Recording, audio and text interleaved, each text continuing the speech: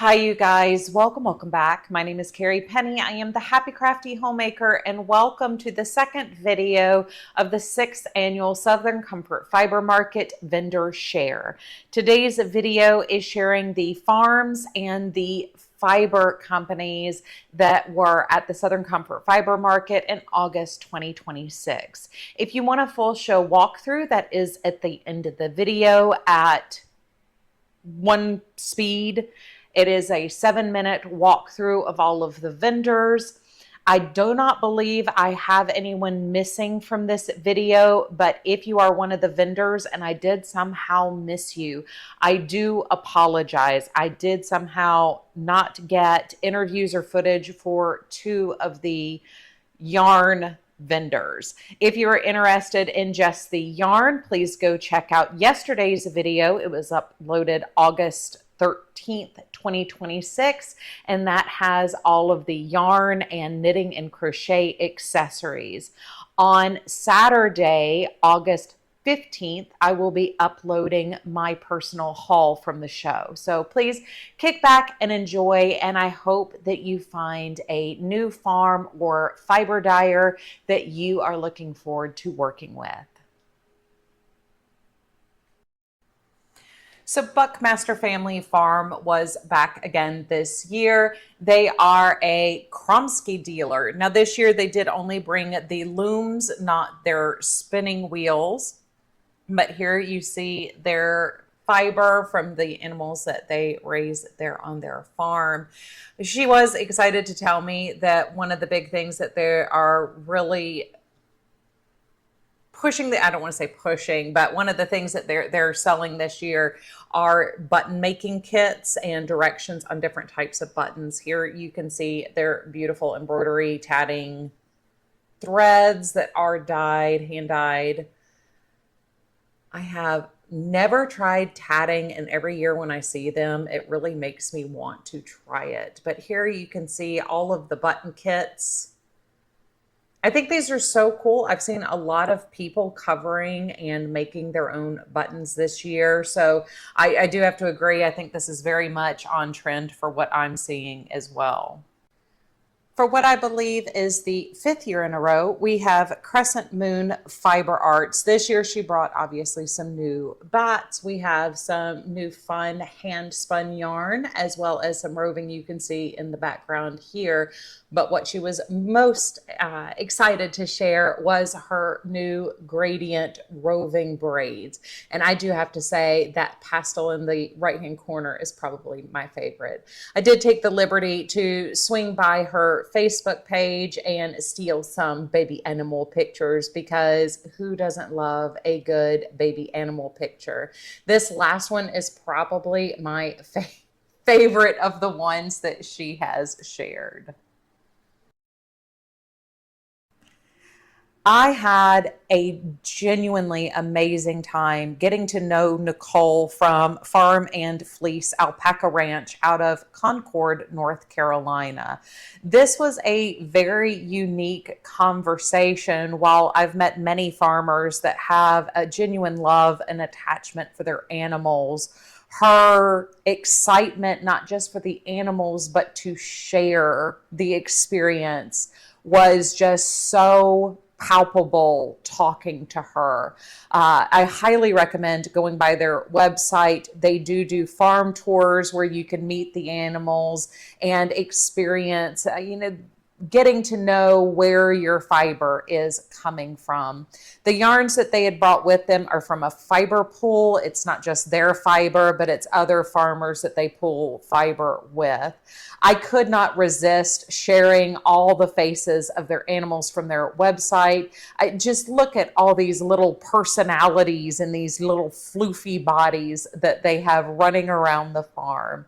It made me so happy to have met her, and definitely I want to go up and spend some time on the farm with Nicole. There is nothing quite like walking into the Foldout Cat booth. Every single year, I am so excited by the just joyful combination of colors of the pre-made bats and braids. But not only that, this is a booth where you can customize your own bat and walk away with your own perfect blended fiber to spin. Everything from the different colors, the different textures you can add into the bat, as well as sparkles. This year we had a couple of new items that they brought along. They have new mini sets that take their standard mainstay color combos and put them into a full mini set, as well as toe beans, which are hand-dyed embroidery threads. We have two different styles of threads, and of course toe beans is just like the cutest name you could possibly give these. Again, these follow in the same path of the new mini kits, where it's their standard mainstay colors exploded out into the mini sets. And then lastly, they have brand new extra, extra large cat yarn bowls in multiple different colors.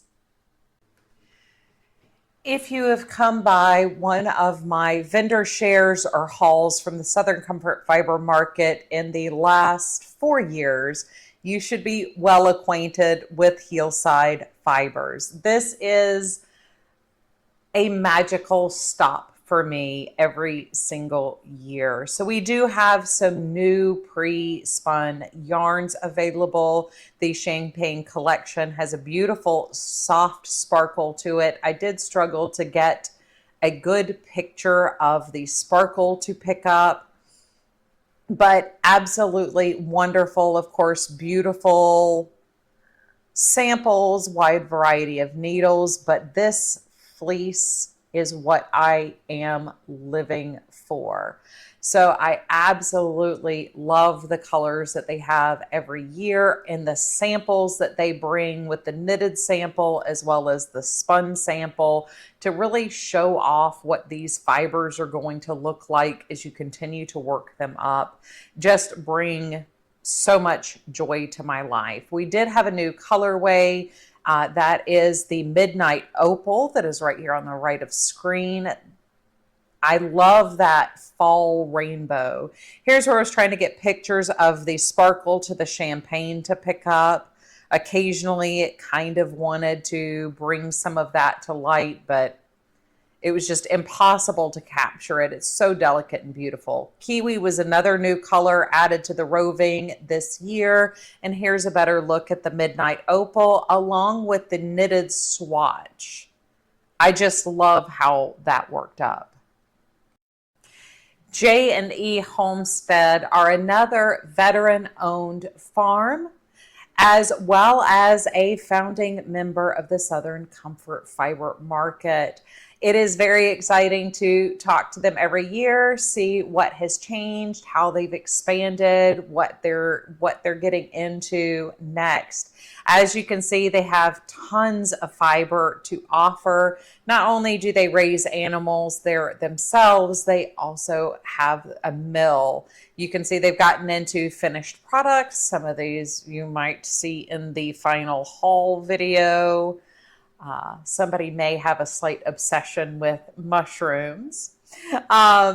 They are also an Ashford dealer. So if you have any Ashford products that you are looking for, or want to test drive before purchasing, I would definitely recommend reaching out to J&E. They do offer in-person classes as well. Their newest thing are these fiber pellets for your garden. I really wish that my camera stabilizer had not decided to go haywire every time I came by Linden Hill Farm, but I did want to make sure that we talked about them. They are here in Lexington County, South Carolina, and I plan on revisiting with them there at the mill. So as of right now, the only part that is up and running is the fiber mill, and they process all standard fiber, alpaca, wool, etc. But They are willing to talk to you about any specialty fibers that you may have. They also do not have a minimum right now. So if you've purchased a fleece and are waiting to get it processed or looking to have it processed, they would be able to work with you on that.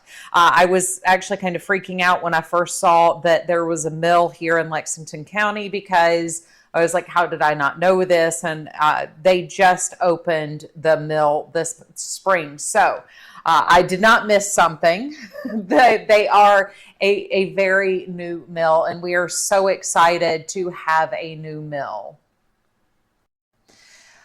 I really look forward to catching up with Erin of Nickelmadkin every year when she comes. You never know what she's going to bring, other than you know it is going to be colorful and generally something with a little special extra hidden inside. Sometimes it's a little extra fiber, sometimes it's a high sparkle, high sheen, sometimes it is a black light reactive dye. You just always have something special hidden within her fibers. Not only are her rovings absolutely beautiful, but so is her hand spun. This year she brought some of her hand spun in mini skeins. New to her collection are these gradient rovings as well. Each loop is its own color to transition, and every one of these sets is absolutely stunning.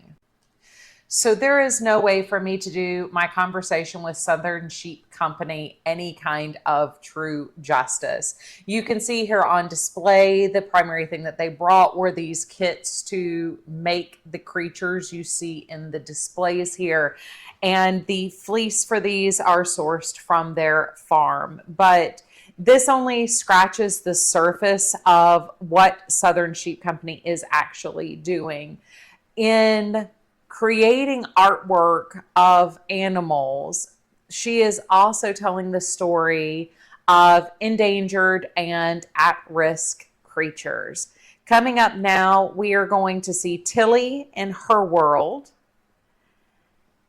And Tilly has a book, Tilly's Mud Puddle. And Tilly is an endangered species. We also have a couple of at-risk species that their books are in the process of being written as well. These pieces are absolutely stunning. I really wish I had some form of talent for felting myself, but kudos. So unfortunately, I spent a little too much time socially catching up with Spin Up Girl this year, and I forgot to get video of her booth.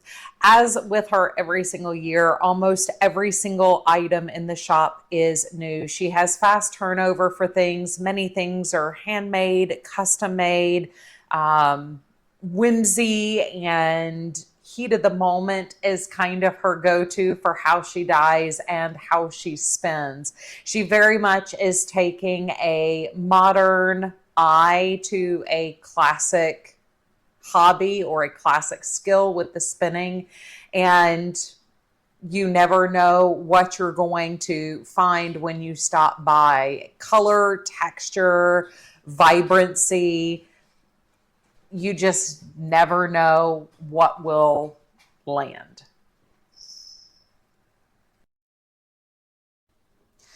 The Miller girls returned for their second year at the Southern Comfort Fiber Market, and I was so excited to see them this year. I had already kind of planned what I thought I was going to get. I have a pattern in mind, but again, just the combination of things that they have, from the sari silks to the yak, the mulberry silk, everything that they have are these beautiful colors, beautiful textures, finely milled. The cashmere cones that they had up at the front of their booth by checkout was to die for. Absolutely not going to lie. If I knew what I would do with 100% cashmere in those quantities, I easily could have bought it all. I always enjoy seeing what they're bringing in, the new things that they have. Eventually one day I'm going to get a pair of the recycled silk pants because they just look so stinking comfortable. Again, look at these colors. You have beautiful saturation on all of these.